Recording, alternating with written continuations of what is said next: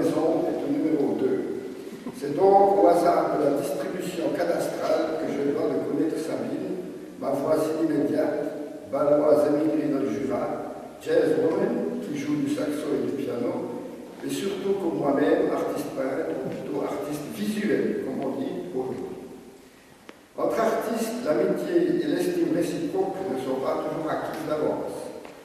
Et avant de connaître Sabine, j'ai eu un soupçon d'appréhension, imaginant l'arrivée à Montpellier d'une citadine drapée de sa tour d'ivoire artistique, oracle de l'avant-garde contemporaine.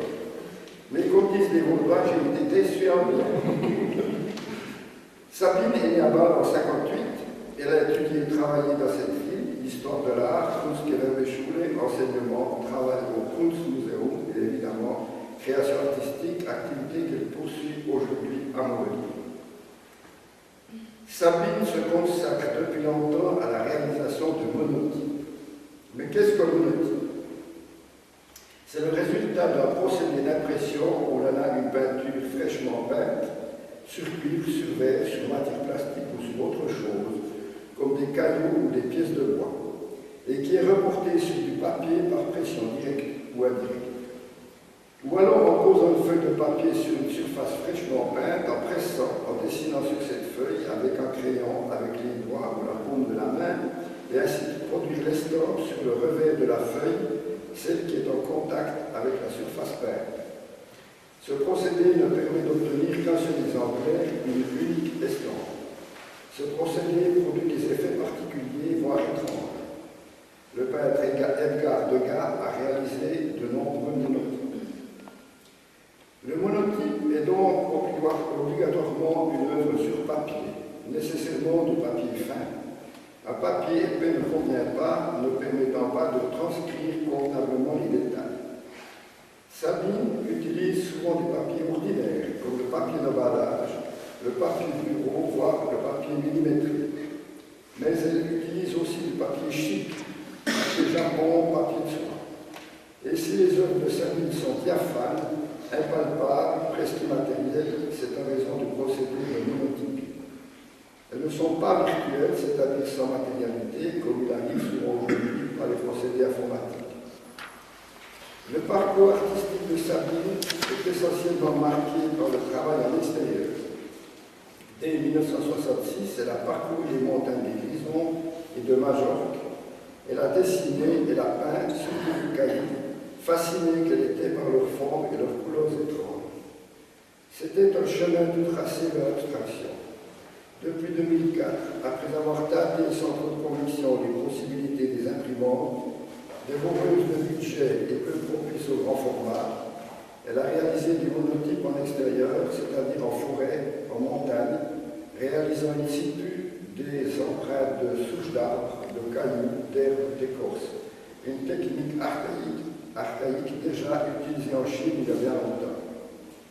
La présente exposition nous représente une petite partie du travail de Sabine. On peut s'en rendre compte en feuilletant les classeurs à disposition. Les monotypes exposés ici sont surtout obtenus par empreinte de divers objets en sagesse, provenant des emballages divers. Après les cailloux trouvés dans la nature, voici les bidules de la société de consommation, détournés dans une démarche artistique singulière, un peu zen, aux colorations spartiates, refusant la facilité de la décoration. Les œuvres font des séries, passant de l'une à l'autre par une transformation simple, rotation, ajout d'une autre couleur ou encore petite variation graphique.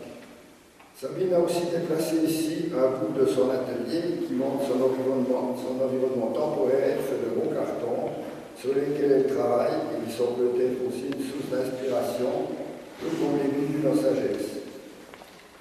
Sabine partage avec moi un goût certain pour les titres suggestifs de tableaux. Et on peut lire sur la liste Chevalier Barbe Bleue, Colin Maillard, auquel je préfère le titre original en allemand Blindekuh, ce qui veut dire la vache aveugle et qui est plus rigolo pour un jeu d'enfant. Verpackung von Ingrid's neuem Ofen, ce qui devrait donner en français l'emballage du nouveau fourneau d'Ingrid. Ou encore polystyrène pour Lorenzo de Medici. Et ainsi de suite. L'exposition prend maintenant une tournure absolument un peu ironique, un peu moins abstraite, moins zen, ou alors le titre bout les cartes et crée le mystère.